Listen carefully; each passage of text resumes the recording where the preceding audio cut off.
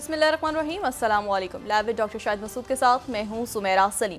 नाज़रीन, पाकिस्तान तहरीक इंसाफ ने 3 मार्च को इंट्रा पार्टी इलेक्शन कराने का ऐलान कर दिया और उसके शेड्यूल भी जारी कर दिया, जबकि पंजाब असम्बली का इजलास कल तलब कर लिया गया है। 9 मुंतखब अरकान हल्फ उठाएंगे। इलेक्शन कमीशन ऑफ पाकिस्तान ने सैनेट इंतखाबात का मुजव्वज़ा शेड्यूल तैयार कर लिया। कमीशन की मंजूरी के बाद सेनेट इंतखाबात का शेड्यूल जारी होगा। इसके अलावा भी दीगर मौज़ूआत पर आज हम गुफ्तगू करेंगे। स्टूडियो में हमारे साथ मौजूद हैं डॉक्टर शाहिद मसूद। अस्सलाम वालेकुम डॉक्टर साहब।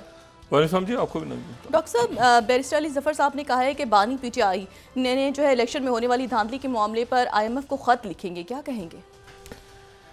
देखिए जी, बात आगे बढ़ाने से पहले मैं ये बताऊं कि चूँकि वो एक्स की सर्विसेज अभी तक पाकिस्तान में उनमें खलल आ रहा है, बहाल नहीं हुई, मुअत्तल हैं, काफ़ी दिन हो गए। तो मैं कम यूज़ करता हूँ एक्स की सर्विसेज, और फेसबुक पे तो मैं बहुत अरसे से नहीं था, लेकिन मैंने सुबह का सलाम करने के लिए जो है वो अपना मेरा जो फेसबुक पेज है ये वो है जिस पे 3,39,000 फॉलोअर्स हैं। तो ये वो जो पेज है उस पर मैंने सुबह का सलाम भेजा था। तो ये मैं ये बताता चलूँ कि वो मेरा पेज है। वो बहुत से दोस्त अहबाब ने कहा कि ये किसका पेज है, तो वो काफ़ी महीनों के बाद, सालों के बाद मैंने उसको एक्टिव किया सुबह। तो देख के खुशी हुई कि उस पर 3,39,000 फॉलोअर्स मौजूद हैं अभी तक। अच्छा, तो ये मैं बात बताता चलूँ। दूसरी जो बात है वो ये है कि हुकूमत की सूरत गरी जो है वो अभी तक वाज़े हो भी गई और नहीं भी हुई। और ये जब असम्बलियाँ अपना हलफ उठाएंगी, फिर उसके बाद कमीशंस में चैलेंज होंगे, मुख्तलिफ मामला, नोटिफिकेशन चैलेंज होंगे, ट्रिब्यूनल्स के सामने जाएंगे, मुख्तलिफ मामला, उसके बाद ये सूरत गरी सामने आएगी कि ये जो हुकूमत है ये किस तरह से सामने हमारे आती है।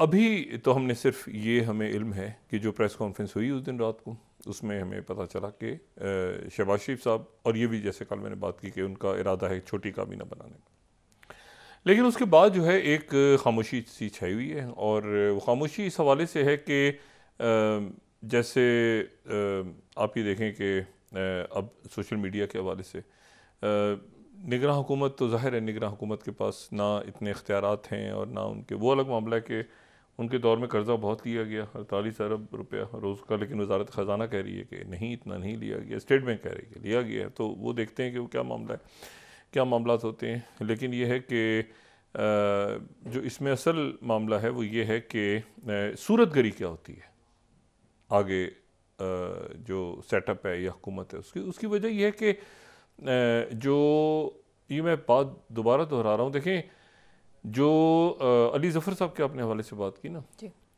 इंटर पार्टी इलेक्शंस, और देखें ये सूरत हाल, ये जो पहले जब IMF का एक डेलीगेशन आया था, और ये बड़े मुश्किल से हमें IMF प्रोग्राम में रहना है, ये तो तय है, और हमारे पास 8 अरब डॉलर्स हैं, और हमें जून तक शायद 10 अरब डॉलर देने, और साल के आखिर तक शायद हमें 22 अरब डॉलर देने। 8 अरब हैं हमारे पास, तो लेकिन वो इनफ्लो और आउटफ्लो के साथ उसमें एक्सपोर्ट्स होंगी, तो कोई साल के आखिर तक कोई बयान हो रहा है, ज़्यादातर लोग ये कह रहे हैं कि 7 अरब डॉलर्स का इसमें दरमियान में जो है वो गैप होगा, लेकिन IMF के प्रोग्राम के पास जाना होगा।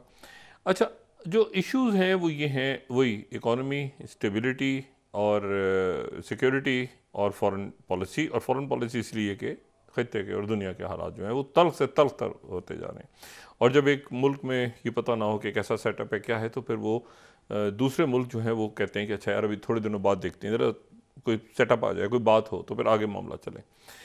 अच्छा, तो इसमें यह है कि जो मैं ये दोबारा बात दोहरा रहा हूँ कि जो पहले PDM की हुकूमत थी 16 महीने की, जिसकी कारकर्दगी की बुनियाद पर ख़ुद मुस्लिम लीग नून, मतलब जिसको पीपल्स पार्टी तो होनी नहीं करती, और क्योंकि उनके वज़ीरों के पास जो वजारतें थीं वो उनमें परफॉर्मेंस अच्छी थी, मतलब इससे कतई नज़र कि वो जिम्मेदारियाँ नहीं थी, वैसे भी परफॉर्मेंस अच्छी थी। मतलब मिसाल के तौर पे जैसे हिना रब्बानी खर साहबा की परफॉर्मेंस, उन्होंने काम अच्छा किया, जैसे शहरी रहमान साहबा क्लाइमेट के हवाले से जो भी उनका, मतलब एक बहुत प्रोएक्टिव वो उनका रोल था, और बिलावल भुट्टो जरदारी था वज़ीर ख़ारजा। मसला ये है कि जो सारा का सारा जो मलबा गिरा वो गिरा वजारत ख़जाना और वजारत दाखिला और ये और वो जो कुछ हुआ उस वक्त दौर में, और शहबाज शरीफ साहब जो हैं वो ज़ाहिर है कि दबाव में रहे मुसलसल, क्योंकि वो उनके बहुत ज़्यादा तादाद में इत्तेहादी थे, लेकिन एक तरह से उनको सुकून भी था,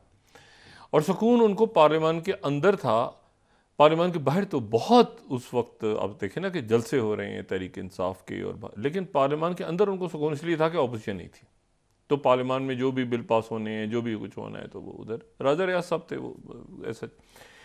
अब जब हम बात कर रहे हैं कि जी ये मतलब हम ये बैरिस्टर अली ज़फ़र साहब की बात नहीं हो रही कि उन्होंने ये कहा है, अब बात हो रही है कि जो आने वाले दिनों में चेयरमैन पीटीआई होंगे वो, और साथ वो सेनेटर में भी, सेनेट में भी हैं, तो ये उनकी पार्टी की पॉलिसी सामने आई है।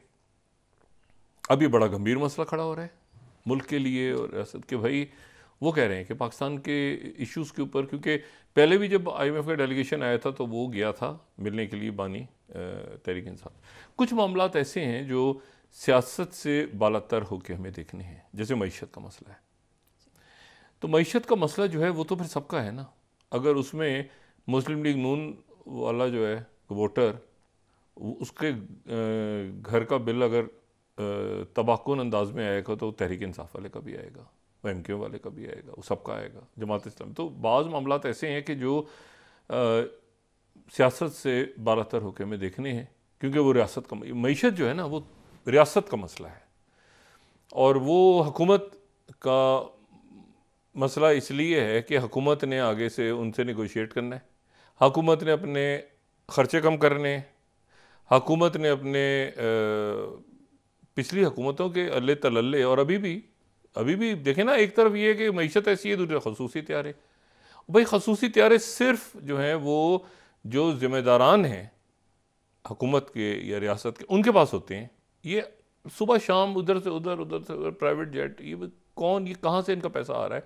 क्योंकि ये टैक्स रिटर्न में तो आ नहीं रहा, टैक्स रिटर्न में तो गाड़ी भी नहीं है, रिक्शा भी नहीं है किसी के पास। तो ये कहाँ से इतने अरब खरबपति लोग आ गए इस मुल्क में जो सुबह शाम अपने जहाज़ इस तरह उड़ाते फिर रहे हैं जिस तरह लोग साइकिल नहीं चला पा रहे इस मुल्क में, या मोटरसाइकिल।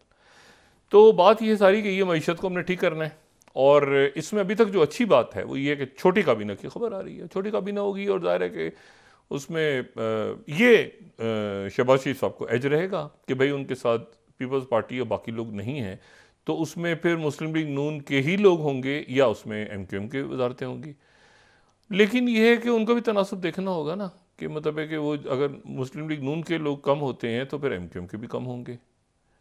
तो ये अब देखना है कि कितनी बड़ी काबीना बनती है, और उस काबीना को, वो काबीना जो है वो इस वक्त मर्ज़ी की वजारत वाला खेल है नहीं। वो रियासत बर्दाश्त नहीं कर सकती। तो हमारी सियासी ज़ुमा को भी देखना है कि भाई जो मईशत है या दाखिला है या मतलब जो वजारतें बड़ी अहम हैं, वो और भी वजारतें हैं, लेकिन जो अहम वजारतें हैं तो उनको देखना बहुत ज़रूरी है। ख़ारजा है और बहुत सारी वजारतें जो अहम वजारतें हैं, लेकिन ये कि इसको दे दो, उसको खुश कर दो, इसको, वो अब वक्त नहीं है। तो फिर जो मैं कह रहा हूँ, हुकूमत का रंग रूप अभी तक समझ नहीं आ रहा। मिसाल के तौर पे देखें, जैसे कि अली अमीन गंडापुर साहब के हवाले से उन्होंने एक बयान दिया, उस बयान के ऊपर तनाज़े है। वो बना बयान ये था कि हम चढ़ाई करेंगे इस्लामाबाद। और मसला ये है कि वो तो वज़ीर आला खैबर पख्तूनख्वा होंगे ना, तो ये मामला आगे कैसे, मतलब उन, जैसे मैंने यहाँ पर बात की कि अब अली ज़फ़र साहब को आप छोड़ देंगे, अली ज़फ़र साहब ने क्या कहा है तहरीक इंसाफ ने, वो अपोजिशन की जमात के तौर पे उनकी जमात असेंबली में मौजूद होगी, तो ये असेंबली कैसे चलेगी? वो सेनेट में मौजूद होंगे तो सेनेट कैसे चलेगी? वो उनकी एक सूबे में हुकूमत होगी तो वो सूबा कैसे चलेगा? उसमें मुस्लिम लीग नून का गवर्नर कैसे आएगा? वो उसको कैसे रिसीव करेंगे और क्या होगा वहाँ पे, क्या हालात पैदा होंगे? तो ये जो है, इसमें कहीं पर आपस में बातचीत करके सिस्टम आगे चलाना है ना मुल्क का। तो ये तो एक तसादुम सा अभी भी नज़र आ रहा है। फिर यह है कि जो देखें, मैं पहले दिन से भी गुजारिश कर रहा हूँ बार बार कि इसमें मियाँ नवाज शरीफ साहब को आगे आना चाहिए। हुकूमत उनकी है, पंजाब में भी उनकी हुकूमत है और मरकज़ में भी उनकी हुकूमत है, और उनको आगे आके इस पूरी हुकूमत का जो है कि मुस्लिम लीग नून की हुकूमत ही बन रही है ना मरकज़ में, तो मुस्लिम लीग नून की हुकूमत है। और इसमें देखें ना, पहले ये सूरत हाल थोड़ी सी मुख्तलिफ इस तरह से थी कि उसमें नवाज शरीफ साहब मुल्क से बाहर थे, और मरीम नवाज़ साहिबा भी हुकूमत का हिस्सा नहीं थी। तो मरीम नवाज़ साहिबा जो कि अब वज़ारत आला पंजाब संभाल रही हैं, और ये बड़ी जिम्मेदारी है, और देखते हैं कि वो किस तरह मामलात आगे चलते हैं और किस तरह से सूबा चलता है। और लेकिन उसमें अब ये है ना कि वो उस वक्त जो है वो बहुत सारे फैसले ऐसे होते थे कि जिसको मरीम नवाज़ साहिबा या नवाज शरीफ साहब उसको डिसोन कर देते थे कि भाई बहुत तशवीश है उन्हें। मिफ्ता इस्माइल साहब उसी क्रॉस फायर में आए कि भाई ये महंगाई बढ़ रही है, मिफ्ता इस्माइल साहब चले गए, और वो एक तरह से वो ज़ाहिर है कि एक पॉलिटिकल स्ट्रेटजी थी, वो ये थी कि भाई ये जो है इसके ऊपर नवाज शरीफ साहब इस पर खुश नहीं है या मरीम नवाज़ साहब खुश नहीं है, और ये फैसले जो हैं ये नीचे जो है वो करने पड़ रहे हैं, और फिर इसहाक डार साहब आ गए और बाकी मामला चला।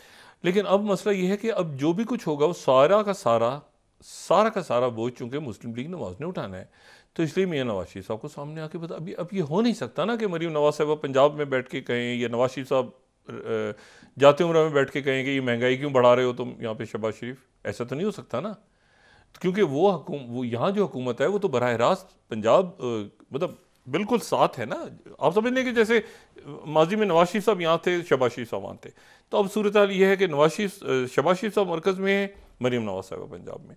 तो अब यह है कि वो इस तरह हो नहीं सकता ना, क्योंकि अब ये इसको एक यानी जो भी फैसले हैं वो अब इकट्ठे होंगे, तो नवाज शरीफ साहब ज़ाहिर है कि वही फ़ैसला करेंगे, और वजारतों का भी वही करेंगे फ़ैसला यकीनन, और बाकी सारे मामला भी वही करेंगे। तो जो माशी पॉलिसी है उसके खदोखाल हमारे सामने सबसे पहले आने चाहिए थे। मैं समझता हूँ कि चेयरमैन सेनेट कौन होगा और ये बाकी नाम सारे बाद में आते, सबसे पहले हमें ये बताया जाए कि जो वज़ीर ख़जाना है वो क्या है, वो कौन है और उसकी पॉलिसीज़ क्या हैं, वो पॉलिसीज़ अपनी वज़ा करे।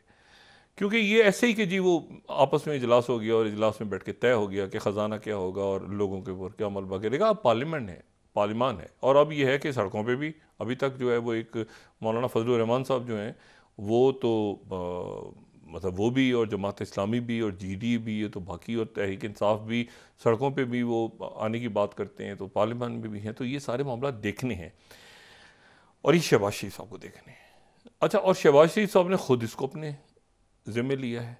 मतलब है कि ये जो बात है, देखें ये बात बिलावल साहब ने जलसे में कही है ना कि मुझसे कहा गया कि 2 साल और 2.5 साल, तो वो 2 साल और 2.5 साल वाली बात उन्होंने नहीं ली।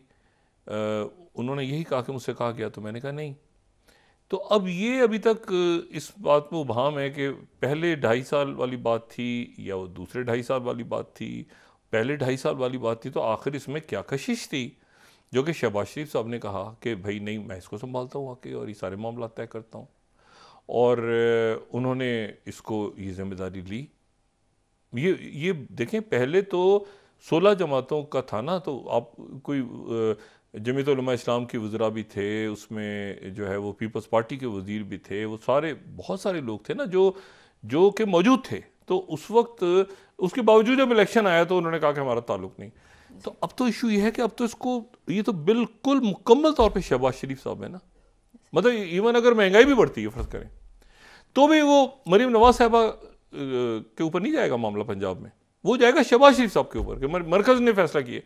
तो यहाँ पर ये एक बड़ा एक सवाल है कि वो आखिर ऐसा क्या था कि शहबाज शरीफ साहब ने कहा कि इसको मैं ही लेता हूँ। देखिए, मरीम नवाज साहिबा की कारकर्दगी अलग होगी, उनका कंपैरिजन जो है वो ज़ाहिर है कि मोहसिन नकवी साहब जा रहे हैं, फ़ाल वज़ीर आला के तौर पे जा रहे हैं, फ़ाल वज़ीर आला के तौर पे, और उससे पहले जो है वो शहबाज शरीफ साहब जब रहे, मतलब हम परवेज़ इलाही साहब भी बहुत एक्टिव रहे अपने दौर में। परवेज़ इलाही साहब की जो वज़ारत आला का दौर था, ये दौर तो एक टर्मोइल में गुजरा। पहले जब वो वज़ीर आला थे मुशर्रफ साहब के दौर में, तो इंतहाई फ़ाल वज़ीर आला थे, और शहबाज शरीफ साहब इंतहाई फ़ाल वज़ीर आला थे। पंजाब की वज़ारत आला बड़े फ़ाल लोग रहे हैं, सवाए जब तक सूरज चांद रहेगा, ठीक है ना। वो उस्मान बुज़दार साहब को ज़रा हम साइड पे रख देते हैं, उसके अलावा जितने वज़राए आला रहे हैं पंजाब में, बड़े फ़ाल वज़राए आला रहे हैं। पंजाब एक सूबा ऐसा है उसमें बहुत स्मार्ट एक्टिव बड़े लोगों के साथ जो है वो उनका ताल्लुक़ और गवर्नेंस और ये सारी। तो ज़ाहिर है कि मरीम नवाज साहिबा के सामने वो सारे नाम होंगे कि भाई इससे भी आगे जाना है, इससे भी आगे जाना है, इससे भी आगे जाना है, बुज़दार साहब को साइड पे करके। और लेकिन ये जो फैसले हो रहे होंगे, जो मरकज़ में फैसले हो रहे होंगे, वो मरीम नवाज साहबा जैसे वो सिंध में वो डिसोन करी सिंध हुकूमत क्या है भाई, मरकज़ से पूछे, मरकज़ ने महंगाई कर दी, हमें क्या पता। तो आखिर ऐसा क्या मामला है कि इसमें अभी उबहम है। मतलब होता है ना कि वो मुस्लिम लीग नून की शख्सियत से बात हुई, वो अपनी वजूहात बता रहे हैं, पीपल्स पार्टी से बात हुई, वो अपनी वजूहात बता रहे हैं। तो ये अभी इसका जब रंग रूप सामने आएगा और हमारे जो चैलेंजेस हैं वो उनसे कैसे नबरत आजमाते हैं, और ये जहन में रखें वो उस वक्त जो है वो पार्लियामेंट छोड़ के चले गए थे। अच्छा, अब आप बादियों नज़र में देखें ना, पीछे पलट के देखें तो आपको दो बातें अब ख्याल आती हैं कि या उनका क्या तहरीक इंसाफ का पार्लियामेंट से इस्तीफ़ा देना सही था या गलत था। एक तासुर यह है कि गलत था, उनको पार्लियामेंट में रहना चाहिए था, फैसले होने चाहिए होते, ये होता वो होता, लेकिन वो उस दौरान ही सब कुछ हो रहा होता तो वो पार्लियामेंट में होते तो सही ना। तो एक तासुर ये भी है जो मुस्लिम लीग नून के लोग ही कहते हैं कि यार ये तो उठ के ही चले गए, तो सारा ही हमारे मत्थे लग गया, कम से कम बोलते शोर मचाते तो हम ये कहते हैं कि यार इन्होंने काम नहीं करने दिया हमें, तो उसकी वजह से ये सारा 16 महीने में ये सारा जो है ना ये अजाब खड़ा हुआ है। तो मैंने कहा अच्छा ये तो इस एंगल से तो मैंने सोचा ही नहीं। कहता यार शोर शराबा, कोई मुसीबत, कोई पेपर फाड़ते, कोई कागज़ कुछ करते तो हम ये कहते ना कि भाई हमें काम नहीं करने दिया वरना हम तो बड़े अच्छे मंसूबे। तो अब लेकिन ये है कि तो वो लेकिन अब चैलेंजेस हैं, बड़े बहुत बड़े चैलेंजेस हैं, और उसमें जो है वो आप अगर सीटें, मुझे नहीं पता आखिर में क्या तादाद निकलती है, लेकिन अगर वो तो 180 कम से कम करते करते करते करते भी अच्छी खासी तादाद तो है ना। तो वो अब कैसे ये पार्लियामेंट के अंदर ये मामलात हम आगे कैसे निकलेंगे, और सूबे केपी का वज़ीर आला जो भी बात करे, अच्छी करे, बुरी करे, गलत करे, मुतनाज़ करे, सूबे का वज़ीर आला है वो, तो मरकज़ के साथ उस सूबे के ताल्लुकात कैसे होंगे। तो ये सारे मामलात हैं। और फिर मौलाना फजलुर रहमान साहब जो हैं वो तो मुस्तकिल एहतजाज करके सड़कों में आने की बात कर रहे हैं। तो ये हमें कहीं बैठ के इसको इस सेटअप को, इस हुकूमत साजी को, इस मरकज़, सूबा, इलेक्शन कमीशन, अदालतें, ये सारा ज़रा एक सुकून के साथ फिर आगे रियासत बढ़ेगी। सिक्योरिटी, मईशत और आपकी खारजा पॉलिसी और ये इंटरनल जो सोशल अनरेस्ट है, ये हमें चीज़ें ख़त्म करनी है 3-4। और ये हमने खुद ही, ये कोई किसी ने बाहर से नहीं की, ये कोई बैरूनी गैर मुल्की साजिश के तहत नहीं हो रहा पाकिस्तान में, ये हमने खुद ही किया हुआ है। तो इसको हमने खुद ही तय करना है और फिर आगे बढ़ना है। और वो अभी फ़िलहाल उसमें जो ख्याल था कि इलेक्शन के बाद ज़रा उसमें ठहराव हो जाएगा, तो अभी तक वो ठहराव नहीं आ रहा। ठीक है, तो वो ठहराव हम उम्मीद करते हैं, दुआ करते हैं कि अगले चंद दिनों में ठहराव सा आ जाएगा, और फिर ये सिस्टम सारा जो है क्या रंग रूप लेता है, और फिर उसमें क्या पेचीदगियाँ ख़त्म होती हैं या एक सुकून से आगे मामला चलते हैं, वो चलने बड़े ज़रूरी हैं।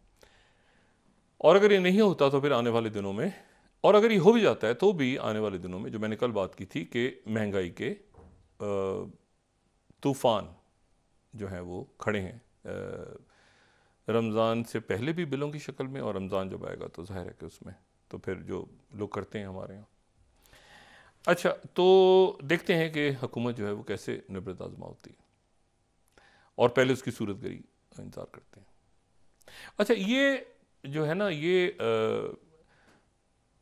इसलिए शिद्दत इख्तियार कर रहा है मामला कि ये दबाव जो पाकिस्तान पे है ना, पाकिस्तान पे दबाव है इस वक्त बतौर रियासत, वो इसलिए कि ख़त्े के अंदर इवेंट्स ऐसे हैं कि वो वाक़यात ऐसे जन्म ले रहे हैं कि जहाँ पर एक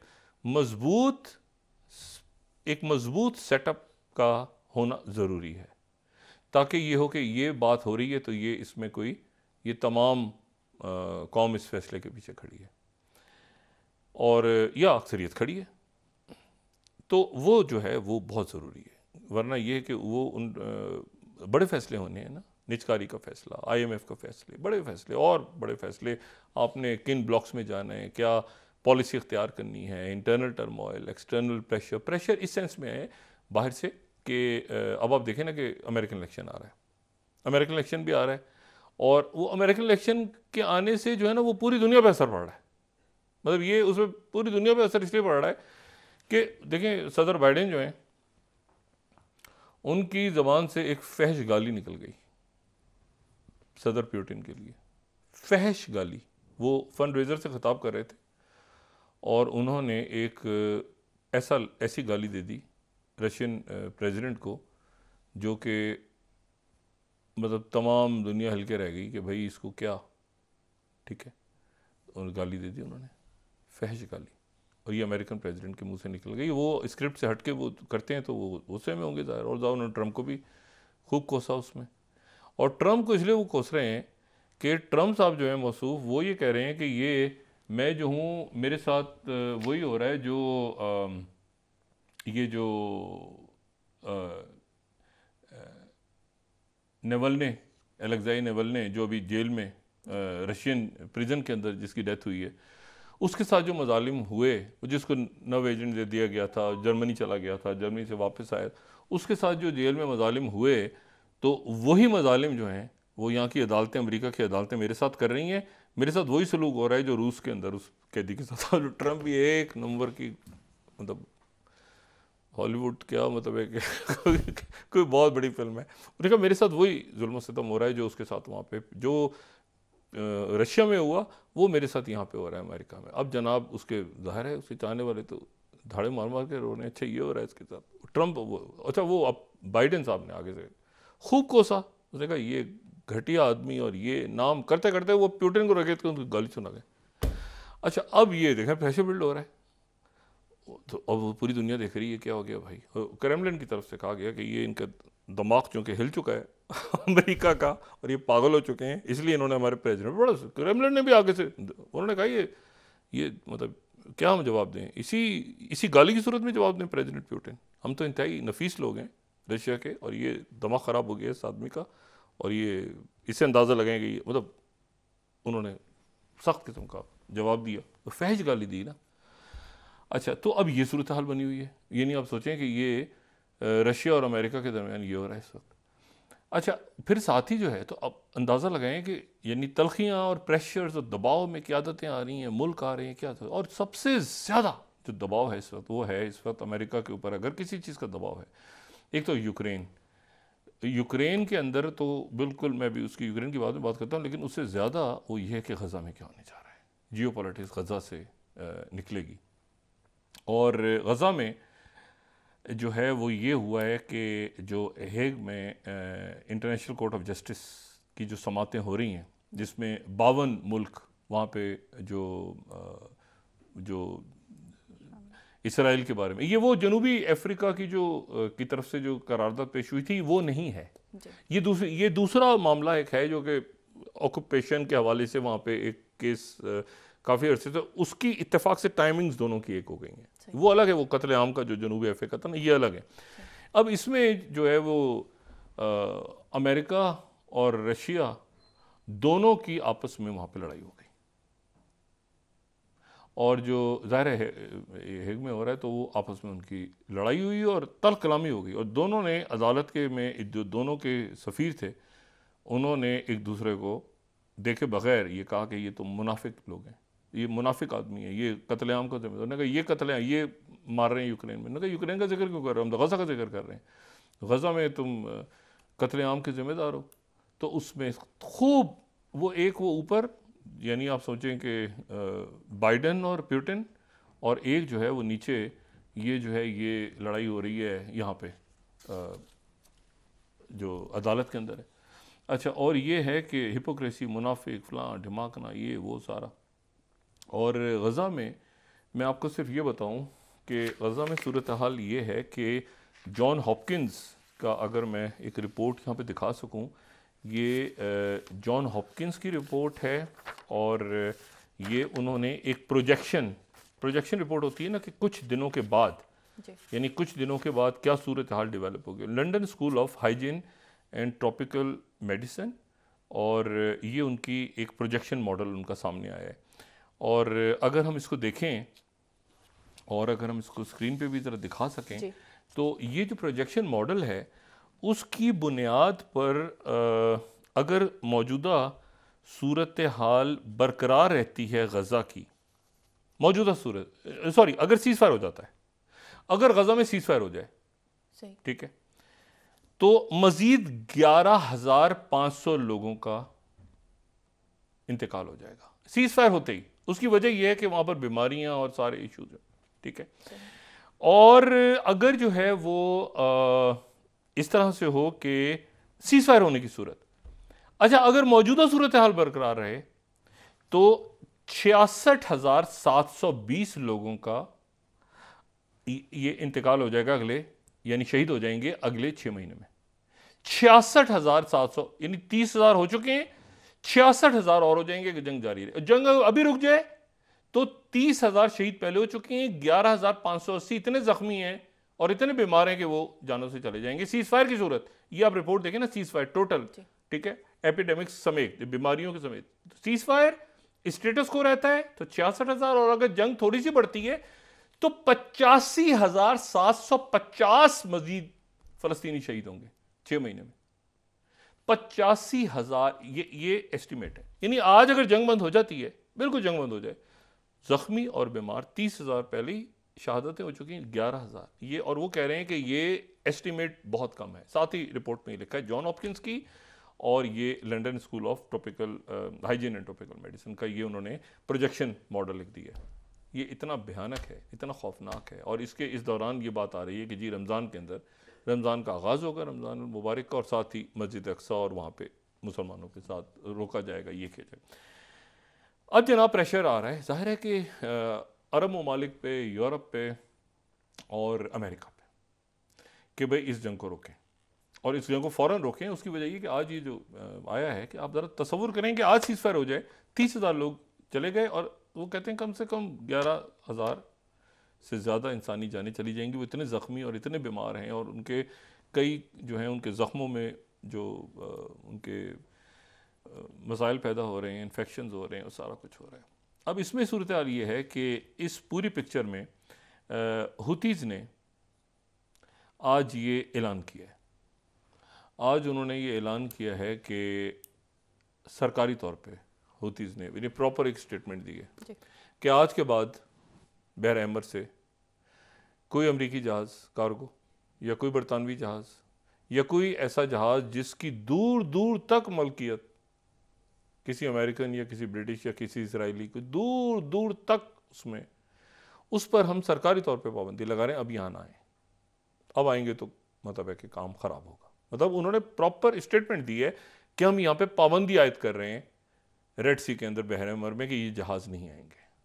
अच्छा, इससे पहले ये था कि वो आते थे, ये अटैक करते थे। अब उन्होंने ऑफिशियली स्टेटमेंट दे दी है कि अब यहाँ पर हम पाबंदी लगा रहे हैं। अच्छा, और जो इस पर करेगा वो फिर आगे खुद जिम्मेदार होगा।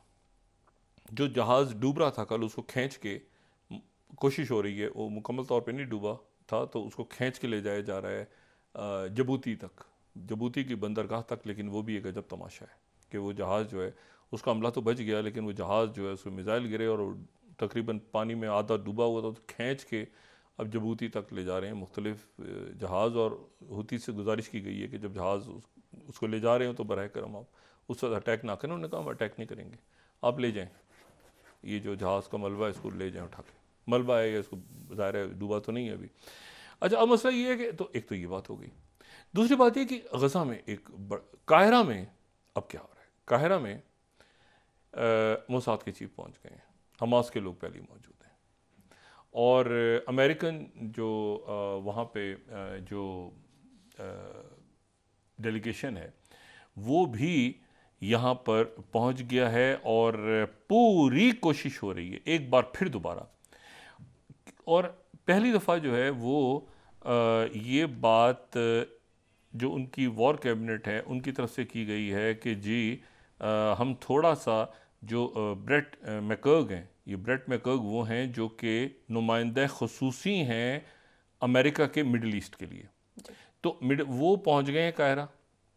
CIA के लोग भी हैं, ये मोसाद के चीफ भी पहुंच रहे हैं वहाँ पे कायरा, हमास की लीडरशिप भी है, और पूरी कोशिश हो रही है कि ये किसी तरह जंग बंदी हो। और उसका पहली दफ़ा ये हुआ है कि इसराइल की जो वॉर कैबिनेट है, ये ब्रेट मैकर्ग हैं, इनकी आज नेतन्याहू से मीटिंग है, फिर वॉर कैबिनेट से मीटिंग है, फिर पूरी कैबिनेट से मीटिंग है, फिर ये कायरो शायद चले जाएँ। लेकिन पूरी कोशिश हो रही है कि और इसका इंडिकेशन जो है हमास ने भी दी है कि उम्मीद नज़र आ रही है जंग बंदी, पहली दफ़ा हमास ने कहा है। और साथ ही जो कैबिनेट है, इसराइली कैबिनेट के जो लोग हैं, मिनिस्टर्स, उनके पहली दफ़ा उन्होंने भी कहा है कि मुज़ाकरात में पेशरफ्त हुई है। ये पहली दफ़ा इनकी तरफ से बात हुई है। अब वो क्या पेशरफ्त हुई है, वो क्या ये खून, यानी आज की तारीख, यानी आप समझें कि ये तादाद 30,000 और अगर 11,000 41,000 लोगों की शहादत इस वक्त हो गई है या होने जा रही है। सही। ठीक है, और हर रोज़ ये जो सुन रहे हैं कि 200 लोग 150 लोग, ये बढ़ते जा रहे हैं, बढ़ते जा रहे हैं, बढ़ते जा रहे हैं। तो अब वक्फा लें, उसके बाद बात करते हैं। अब ये पाकिस्तान में क्या हो रहा है, ठीक हो गया। कव्वा हलाल था या हराम था, बगदाद पे जब अटैक हो रहा था जी। तो अंदर ये डिस्कशन थी। अब वक्फा लें, उसके बाद बात करते हैं। नाज़रीन वापस आते हैं एक छोटे से ब्रेक के बाद।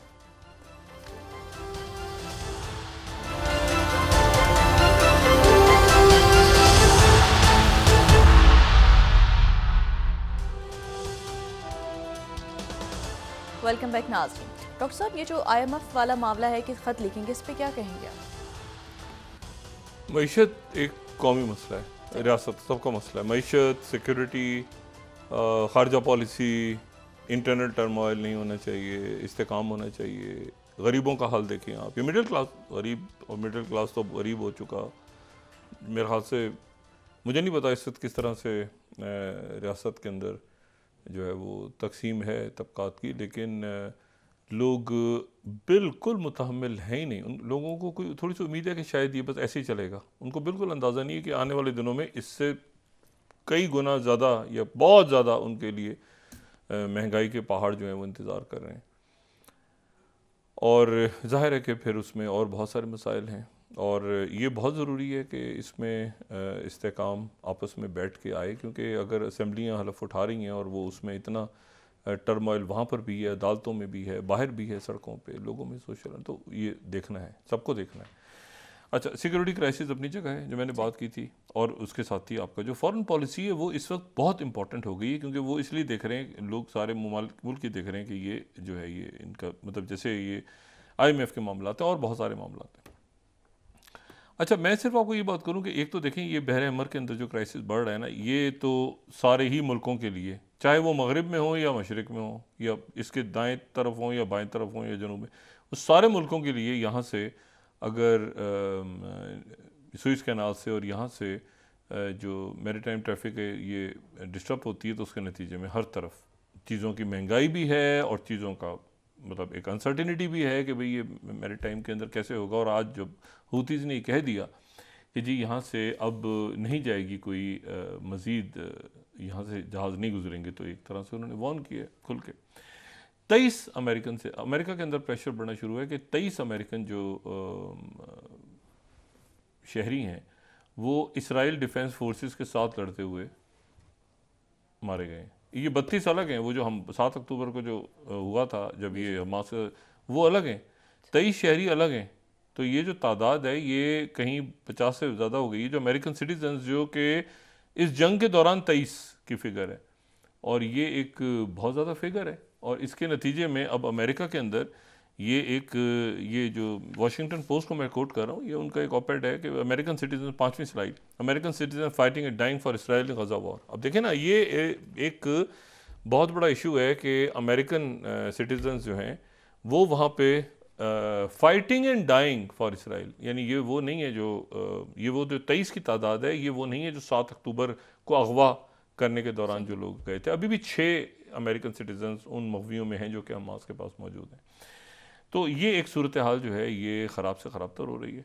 अच्छा, फिर मैंने आपसे ये कहा ना कि ये अब जो ब्रेट मैकगर्ग आए हैं, तो जाहिर है कि Saudi Arabia immediate seize fire, Iran immediate seize fire, Pakistan immediate seize fire, Europe, France, मतलब तमाम यूरोप बशमूल फ्रांस ने तो खैर अभी खुल के उसकी बात की है सिक्योरिटी काउंसिल में, लेकिन बरतानिया, डेविड कैमरॉन, यूरोप के दीगर ममालिक, चाइना, रशिया, तो इस पर यानी जो मैंने आपसे बात की ना कि बाकायदा वहाँ पर तल्ख कलामी हुई है, और ये जो है ये मामलात बड़े बिगड़ रहे हैं कि मतलब एक तल्ख कलामी अगर होने लग जाए, और उसके ऊपर प्रेसिडेंट बाइडन जो हैं, ये प्रेसिडेंट बाइडन, ये CNN की आप देखें ना ज़रा, अगर हम 15वीं स्लाइड देखें तो ये तो बड़ी अजीबो गरीब किस्म की CNN की ब्रेकिंग न्यूज़ है, ठीक है ना। ये कोई ज़बान तो नहीं है कि एक मुल्क का प्रेसिडेंट इस्तेमाल करे, लेकिन ये वो इस्तेमाल कर रहा है।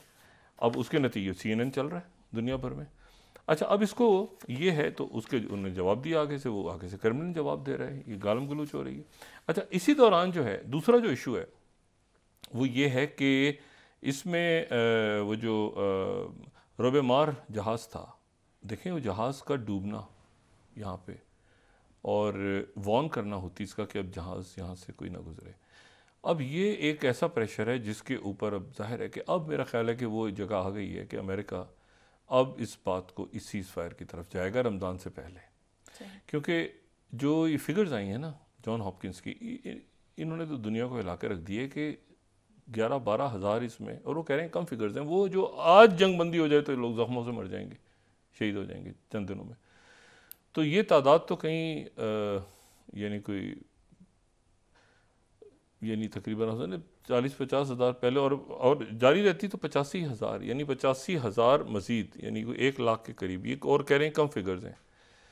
तो ये तो कोई दुनिया ना मुतहम्मिल हो सकती। तो ये जितना ज़्यादा इससे सब छुप रहे हैं ना कि यार हो गया, रोज़ की मामूलात हैं, कुछ नहीं है भाई, देखो यार ये करो वो करो, कार्रवाई करो, अपने यार ये बनाओ, ये ऐसे करो ऐसे करो ऐसे करो, ये सारे एकदम से जो है ना रीजनल या ग्लोबल, और ख़ास तौर पे जब उधर यूक्रेन फंसी हुई है, वो फंस गया मामला।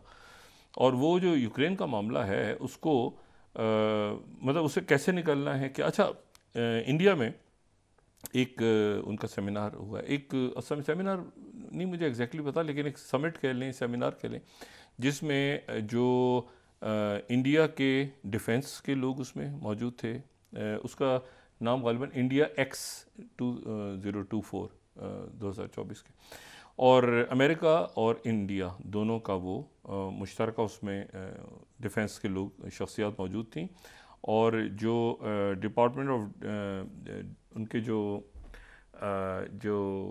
इंडो पैसिफिक कॉम है उनकी, जैसे सेंट कॉम है ना, तो पाकिस्तान सेंट कॉम में है और इंडिया जो है वो इंडो पैसिफिक कॉम में। इंडो पैसिफिक कॉम उनकी सबसे बड़ी कमांड है, सबसे बड़ी कमांड है। उसकी वजह ये है कि वो तकरीबन 52% दुनिया को एक कमांड के नीचे 52% दुनिया आती है। उसमें इंडिया, चाइना, ये सारे, वो 14 मेरे ख्याल से टाइम जोन हैं उसके, और उसमें पता नहीं कितनी ज़बानें, मतलब बहुत बड़ी सेंट कॉम। हम कहते हैं ना सेंट कॉम है तो जी इसमें मशरिक़ वस्ता के मुल्क भी हैं, तो पाकिस्तान भी, अफगानिस्तान, वो उनका जो पैसिफिक कॉम है वो सबसे, वो तो 52% दुनिया उसमें आ रही है। और ये बिल्कुल वहाँ से आप शुरू करें इसको, जो अमेरिका का ईस्टर्न कोस्ट है, ईस्टर्न वेस्टर्न को, उनका जो ईस्टर्न कोस्ट है वहाँ से आप शुरू करें, और फिर उसके बाद ये बिल्कुल ये जो आर्कटिक से अंटार्कटिका तक जो है ये 66 लॉन्गिट्यूडनल लाइन खींचें, तो ये दरमियान में पानियों के दरमियान ये एक जो इंडियन ओशन है, पानियों के दौरान से गुजरते हुए ये बिल्कुल एक लकीर सी है। तो यहाँ पे ये पैसिफिक कॉम, और यहाँ पे ये फिर उसके बाद सेंट कॉम। तो ये बहुत बड़ी कमांड है। तो साढ़े नहीं मेरे से 3,60,000 या 75,000 इसमें लोग हैं, तो बड़ी। अच्छा बात मैं इसलिए कह रहा हूँ कि उसके जो कमांडर हैं जॉन एक्विलिनो, वो इंडिया में मौजूद थे, और वहाँ पर जो है ये एक कॉन्फ्रेंस हुई वहाँ पे। अच्छा, उस कॉन्फ्रेंस में कल जो 19 तारीख को मैंने कहा था ना 21वीं कमांडर्स की कॉन्फ्रेंस हुई चाइना के साथ। अब वो जो है वो जाहिर है कि उसमें मामलात नहीं बने, बात आगे नहीं बढ़ी, वो नाकाम हो गए। और मैं कल भी मैंने कहा थी कि इसके पहले से होमवर्क करके अगर मुज़ाकरात हों तो कोई फ़ायदा निकले, लेकिन उसमें ना डेम चौक पे बात बढ़ रही है, ना वो डेस्पैंक का जो इलाका है, दौलत बे ओल्डी, वो बात करते रहते हैं। तो वो जो है वहाँ पर वो डेडलॉक बरकरार है। तो इस दौरान जो वहाँ पे आज समिट हुई है, वहाँ पे तो समिट के दौरान जो उनके जो इंडिया के जो सेक्रेटरी डिफेंस हैं, उन्होंने चाइना, मतलब ये जो है ना, अब तलखी और तल्ख जुमले जो हैं वो जाहिर है कि वो फिर ज़ाहिर हो रहे हैं। तो मैं अभी उनका न्यूज़पेपर देखा था, उन्होंने ये कहा कि दो मुल्कों के लोगों ने लफ्ज़ बुलिंग इस्तेमाल किया है। ठीक है, अगर एक तो मैं द हिंदू को कोट कर रहा हूँ कि India standing up to a bully in a very determined fashion. अच्छा जी, ये 20 स्लाइड है द हिंदू।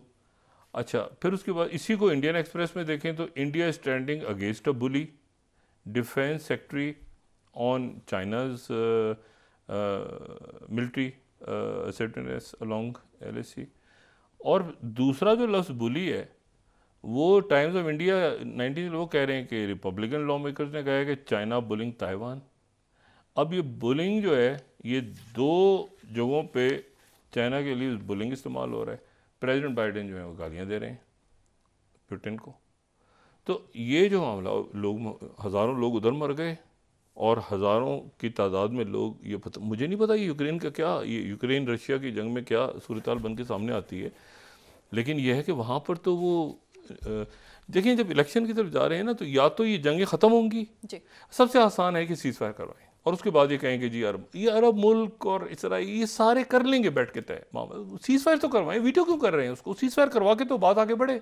अब अरब मुल्क इसराइल के साथ पहले वो बैठ के, सारे लेबनान के साथ वो सब बैठ के EU को डाल दें बीच में, अब अरब लीग को डाल दें, अब इसमें जो है वो अफ्रीकन यूनियन को डाल दें, किसी मुल्क को, वो मुल्क बैठ जाएंगे सारे। और इसी तरह से यूक्रेन का मामला है, लेकिन यूक्रेन का हल जो है वो चाइना के पास भी है, ये अरब ममालिक के पास भी है, ठीक है ना। सऊदी अरब भी आए थे ना वो यहाँ पे, उनके जो ज़ेलेंस्की थे, वो अरब लीग का भी मौका, वो भी सुलह करवा सकता है, इसमें जो है ये सुलह करवा सकता है। यानी बहुत सारे इश्यूज, लेकिन ये है कि जब वो फड्डे को अब एक तरफ बढ़ावा देंगे तो जंगें कैसे रुकेंगी? अब यूक्रेन का भी फार्मूला निकल सकता है, लेकिन जितनी देर होगी उतना इलाका और निकल जाएगा यूक्रेन के यहाँ से, और यूरोप के अंदर पैनिक होगा कि भाई ये तो पुतिन बढ़ता आ रहा है। 2 साल हो जाएंगे, परसों 24 तारीख को बात करेंगे उस पर। लेकिन मामला ये है कि ये इस पूरी सूरत हाल में आपका ख्याल है कि पाकिस्तान के ऊपर फिर यूक्रेन की जंग जब शुरू हुई है तो पाकिस्तान का, आपको याद है ऑयल कैसे आएगा, ये तो ऑयल पाकिस्तान का अगर रशिया से भी आना है तो कहाँ से आना है? मतलब क्या आप रेड सी को क्रॉस करके, क्या यहाँ से ट्रकों के जरिए आएगा? भाई ये रेड सी बहुत इंपॉर्टेंट है, ये टर्मोइल, महंगाई, ये जंगें आपके सरों पे खड़ी हैं। इसीलिए मैं बार बार बात कह रहा हूँ कि ये इस वक्त कोई नॉर्मल सिचुएशन नहीं है कि पाकिस्तान के अंदर हम इस तरह से मैन मेड क्राइसिस क्रिएट करें। ये हमें खुद बतौर कौम इसमें से निकलना होगा। सिक्योरिटी, सोशल अनरेस्ट से रुकना है, सिक्योरिटी, इकॉनमी, ये 4, 5, 6 इशूज़ से, ये हमारे कौमी इशूज़ हैं। ये इनका कुछ पार्टियों से, हुकूमतों से, ये अवाम, ये रियासत के इश्यूज़ हैं। तो बराह करम इस तरफ कोई तवज्जो ही नहीं दे रहा। आएगा रमज़ान तो चलो क्या होगा, मतलब है कि मतलब रोटी नहीं खाएंगे तो केक खाएंगे लोग, तो इस तरह की बात हो गई ना ये तो भाई आप वो रमज़ान का कोई पैकेजेस की बात करें, कोई कोई मतलब उस तरफ भी तवज्जो दें ना थोड़ी सी। जी डॉक्टर साहब, मतलब यहाँ लोग वजीर बन रहे हैं, वहाँ लोग पब्लिक जो है उनका भूसा निकल रहा है, तो ये तो कोई बात ना हुई ना। तो ये दोनों चीज़ों को साथ लेके चलना पड़ेगा हमारे काबरीन को। जी बहुत शुक्रिया डॉक्टर साहब।